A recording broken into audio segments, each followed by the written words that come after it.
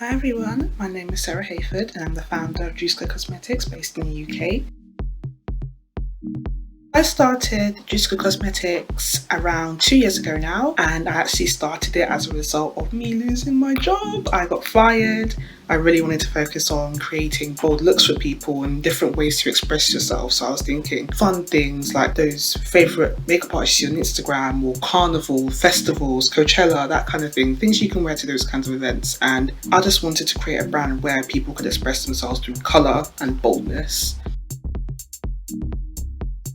One thing I'm passionate about right now is by telling people to just do it, especially black women. I want more black women, young black women, to understand that you can do things, you can start your own business, you can start a side hustle, you can go out there and do amazing things. Don't let people in society get you down and tell you that you can't do something. If you don't kind of have that support, I'm your support.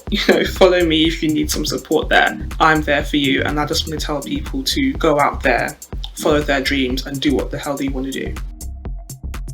I think one thing that I want people to know about my brand is that it's open to all. I think my brand is about expressing yourself through colour, through maximalism and just being yourself. And I think that that's one main thing about me starting it, and that's how I felt at the time. I wanted more makeup that actually expressed more of me. And when I went out in the world, and even if people look at me weird for wearing glitter in the middle of the day when it was raining, I didn't care. I want more people to look at that and think, yeah, actually we resonate with that and I want to wear her brand.